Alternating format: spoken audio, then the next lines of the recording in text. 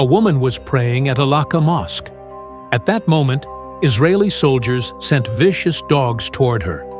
But what happened next was a miracle that no one could have imagined. SubhanAllah. The Israeli soldiers were shocked to see how faith could change everything. Even the woman's reaction amazed millions. If you are a Muslim, like this video and subscribe to the channel. Let's see how many proud Muslims are watching this video. In the heart of Jerusalem, among its ancient alleys and aged stones, lie countless stories and fragments of history. One such story belongs to a woman, Amina.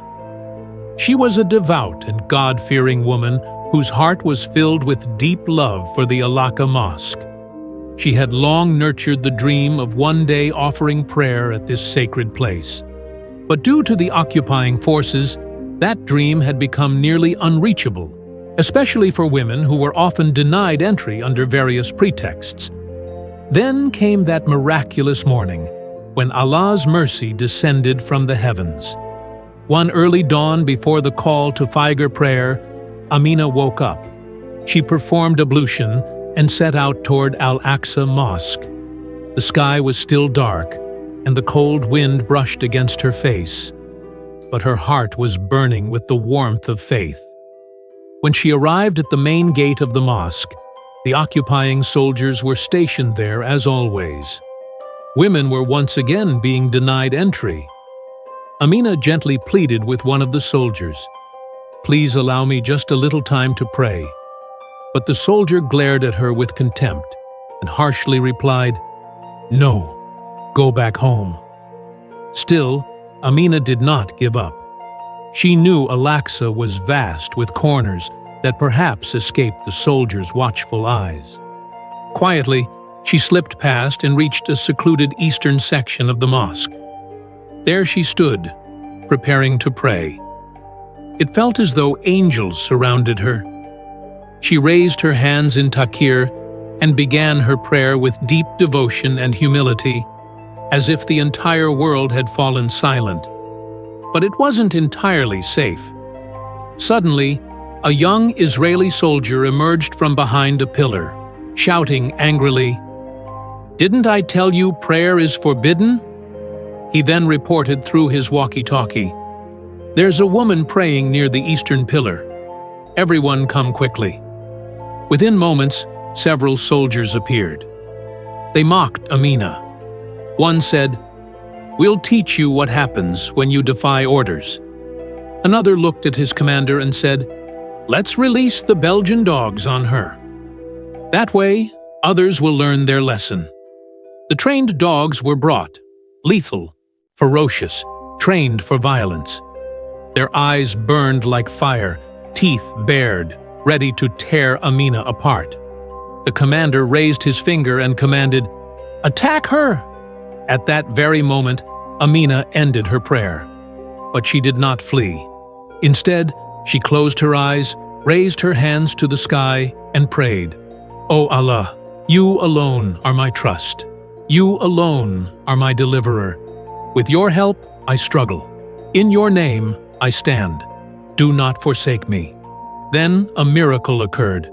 The very dogs that were moments ago raging with fury suddenly stopped. They didn't move forward. Instead, they sat down quietly. Then came an astonishing sight.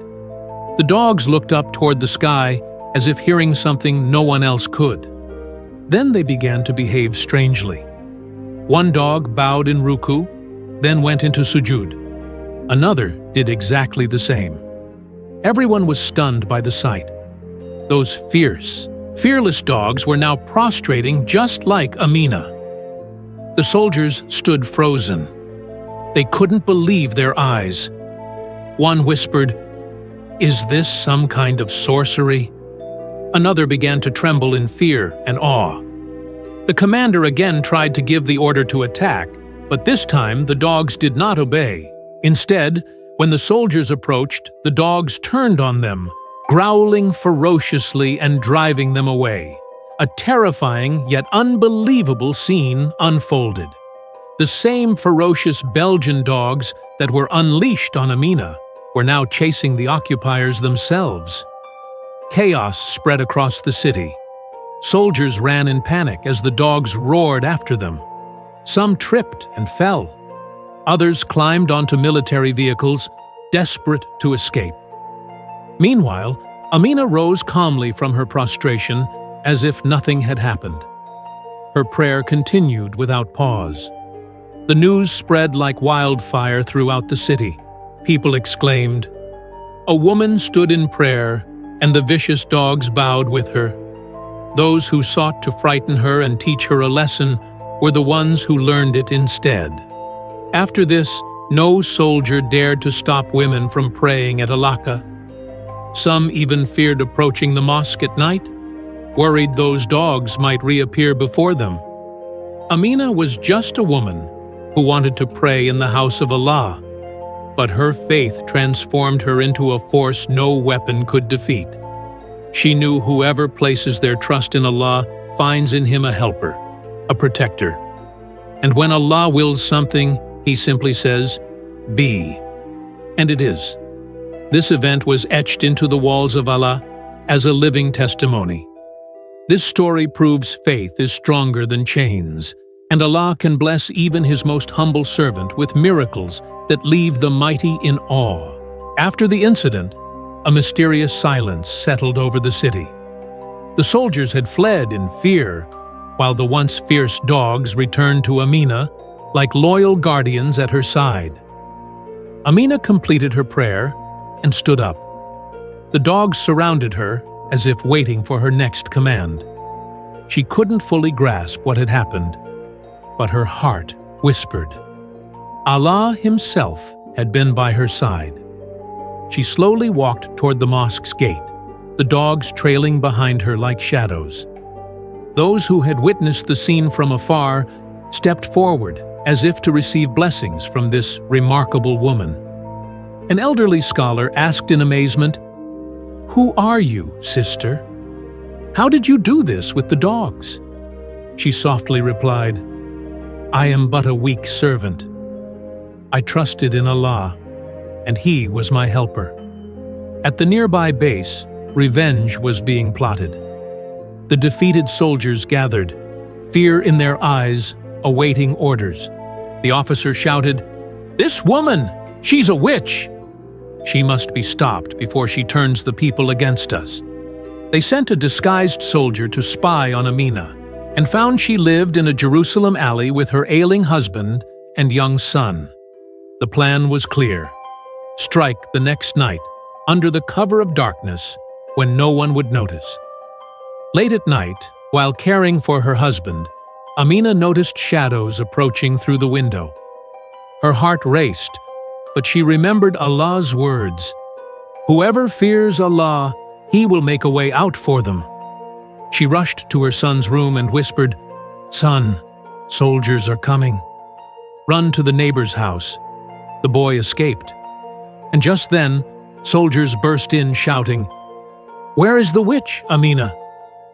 Then Allah's miraculous power appeared once more, this time even more fearsome. Amina stood firm and declared, "My only crime is that I wish to pray in the house of Allah." The leader sneered, "Your dogs won't save you today." They brought out a cage filled with savage dogs. The dogs were released, but suddenly stopped and began barking in a rhythm like praising Allah. Then, in a divine fury, they lunged at the soldiers as if enacting Allah's vengeance. One dog even leapt onto a soldier and snatched his weapon. Terrified, the soldiers screamed, "These aren't dogs. They're soldiers of the heavens." Neighbors rushed in with sticks and stones. One shouted, "Let her go! Leave this house now!" The soldiers fled, abandoning the dogs, vanishing into the shadows. From that night onwards, Amina became known to the people of Jerusalem as the one with whom the dogs prostrated. Her story spread quickly, and even many soldiers, upon seeing any woman wearing a veil, would tremble, thinking, "Is that her?"